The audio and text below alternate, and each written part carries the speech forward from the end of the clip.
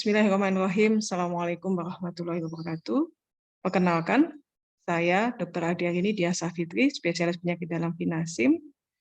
Pada kesempatan kali ini, saya akan mempresentasikan tentang dokumen pernyataan diri dosen unjuk kerja Tridharma Perguruan Tinggi atau PDD UKT-PT bidang pengajaran sebagai salah satu syarat untuk peserta sertifikasi pendidik untuk dosen tahun 2022. Sebagai profil daripada saya merupakan dosen aktif sejak tahun 2016 dengan home base pada Prodi S1 Pendidikan Dokter, Fakultas Kedokteran Universitas Nahdlatul Ulama, Surabaya. Untuk pendidikan formal yang pernah saya tempuh, di sini ada 2 tahapan, yaitu S1 yang saya tempuh pada tahun 1998 hingga tahun 2005, yang saya ambil di Pendidikan Dokter Fakultas Kedokteran Universitas Airlangga Surabaya. Sedangkan untuk pendidikan S2 saya tempuh pada tahun 2009 hingga 2016, yaitu di Pendidikan Dokter Spesialis Ilmu Penyakit Dalam Fakultas Kedokteran Universitas Airlangga Surabaya. Mata kuliah yang saya ampu ada beberapa, di sini ada 10 mata kuliah yang saya ampu. Yang pertama adalah ilmu penyakit dalam di tahap akademik, yang kedua adalah penyakit dalam di tahap profesi, yang ketiga adalah blok sistem gastrointestinal, hepatobiliar, dan pankreas, yang keempat adalah blok sistem hematologi dan imunologi, yang kelima adalah blok sistem endokrinologi dan metabolisme, yang keenam adalah kedokteran tropis, yang ketujuh adalah keterampilan klinis 1, 8 adalah keterampilan klinis 3, yaitu yang membahas tentang pemeriksaan fisik gastrointestinal, 9 adalah keterampilan klinis 5, yaitu yang memberikan tentang edukasi pasien diabetes mellitus tipe 2 dan penyuntikan insulin, dan yang terakhir adalah di mata kuliah integratif klinis 1.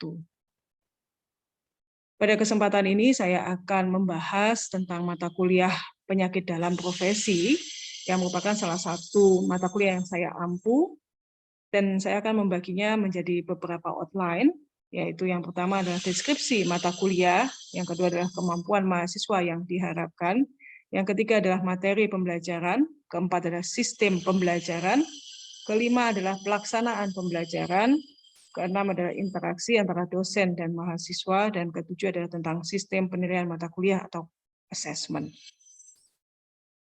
Untuk deskripsi mata kuliah penyakit dalam tahap profesi, jadi mata kuliah ini adalah mempelajari tentang konsep berbagai penyakit di bidang ilmu penyakit dalam yang terdiri atas berbagai bidang, diantaranya adalah hematologi onkologi medik, penyakit tropik infeksi, alergi imunologi klinik, gastroenterohepatologi, endokrin metabolik, reumatologi, ginjal hipertensi, geriatri, penyakit paru dan penyakit jantung dan pembuluh darah.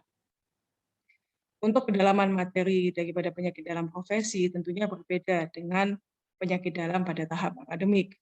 Pada penyakit dalam profesi ini, kedalaman materi mencakup kemampuan mahasiswa dalam memecahkan masalah, merencanakan tata laksana, serta mengambil keputusan yang strategis di dalam perawatan pasien di bidang ilmu penyakit dalam, jantung, dan paru.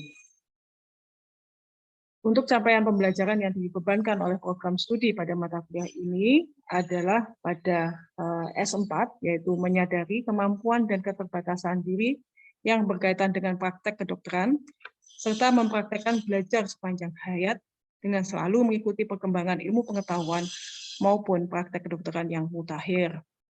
Selain itu, P1, yaitu untuk menguasai pengetahuan tentang prinsip kedokteran dasar yang berhubungan dengan kejadian masalah kesehatan, beserta patogenesis dan patofisiologi. Yang ketiga adalah P7, menguasai pengetahuan tentang penyakit kongenital, infeksi, dan degeneratif. Dan P8, yaitu untuk menguasai pengetahuan tentang prinsip tindakan promotif, preventif, kuratif, dan rehabilitatif untuk menangani masalah kesehatan. Dan yang terakhir adalah KK1, menguasai keterampilan dalam melakukan anamnesis dan pemeriksaan fisik. Kemampuan mahasiswa yang diharapkan di bidang sikap dari mata kuliah penyakit dalam profesi ini adalah yang pertama adalah Mahasiswa mampu untuk menjunjung tinggi nilai kemanusiaan dalam menjalankan tugas berdasarkan agama, moral, dan etika. Yang kedua adalah berkontribusi dalam peningkatan mutu kehidupan bermasyarakat, berbangsa, bernegara, dan kemajuan peradaban berdasarkan Pancasila. Dan yang ketiga adalah menunjukkan sikap bertanggung jawab atas tugas yang diberikan.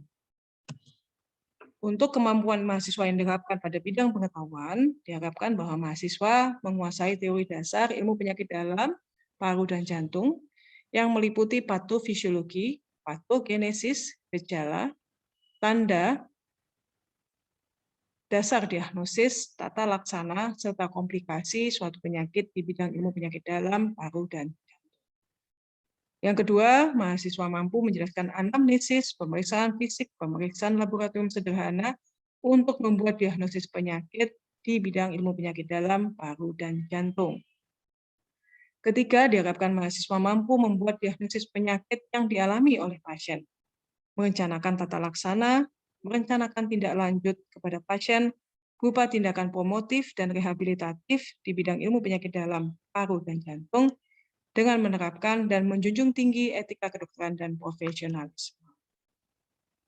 Untuk keterampilan umum yang diharapkan pada mata kuliah ini adalah yang pertama, mampu menerapkan pemikiran logis, kritis, sistematis, dan inovatif dalam konteks perawatan pasien penyakit dalam paru, jantung dengan memperhatikan dan menerapkan nilai humaniora. Yang kedua adalah mampu mengambil keputusan secara tepat dalam konteks penyelesaian masalah dalam perawatan pasien penyakit dalam, paru, dan jantung. Untuk kemampuan mahasiswa yang diharapkan pada bidang keterampilan khusus, ini diharapkan mahasiswa mampu mengelola pembelajaran secara mandiri, mahasiswa mampu menunjukkan kinerja mandiri, bermutu, dan terukur, dan yang ketiga adalah mahasiswa mampu memelihara dan mengembangkan kerjasama dengan pembimbing, teman, maupun tenaga medis lainnya, serta kepada pasien dan juga keluarga pasien. Untuk CPMK atau capaian pembelajaran mata kuliah penyakit dalam profesi, di sini ada 5. Yang pertama adalah mampu mengidentifikasi dan menganalisis masalah kesehatan di bidang ilmu penyakit dalam. Yang kedua adalah mampu mendiagnosis penyakit-penyakit di bidang ilmu penyakit dalam. Yang ketiga adalah mampu merencanakan tata laksana penyakit-penyakit di bidang ilmu penyakit dalam. Yang keempat adalah mampu merencanakan edukasi untuk pencegahan penyakit-penyakit di bidang ilmu penyakit dalam. Dan yang kelima adalah mampu melakukan anamnesis, pemeriksaan klinis pada penyakit-penyakit di bidang ilmu penyakit dalam. Untuk materi pembelajaran, karena di penyakit dalam ini terdiri atas 2 SKS, maka kami membuatnya menjadi 14 topik, di mana masing-masing topik ini terdiri atas 2 kali pertemuan. Yang pertama adalah tentang penyakit darah dan keganasan hematologi, yang kedua adalah penyakit tropik infeksi, yang ketiga adalah penyakit alergi imunologi klinik, keempat adalah penyakit gastrointestinal, hepatobiliar, pankreas, kelima adalah penyakit endokrin metabolik, yang keenam adalah rheumatologi, ketujuh adalah penyakit ginjal hipertensi, kedelapan adalah geriatri, 9 penyakit paru, 10 penyakit jantung dan pembuluh darah, ke-11 presentasi referat atau journal reading, 12 adalah presentasi laporan kasus, ke-13 adalah case-based discussion atau direct observe procedural skill, dan yang ke-14 adalah mini CX sebagai salah satu penilaian. Untuk sistem pembelajaran, kami membaginya menjadi 3 besar, yaitu yang pertama adalah pemberian kuliah interaktif. Di sini adalah pemberian materi oleh dosen. Yang kedua adalah diskusi kasus dan bedside teaching. Ini kami akan mempraktekkan langsung bersama dengan mahasiswa di bangsal perawatan maupun di poli. Dan yang ketiga adalah assessment yang kami lakukan dengan berbagai macam metode penilaian. Pelaksanaan pembelajaran di sini kami menggunakan sistem hybrid, baik itu online maupun offline.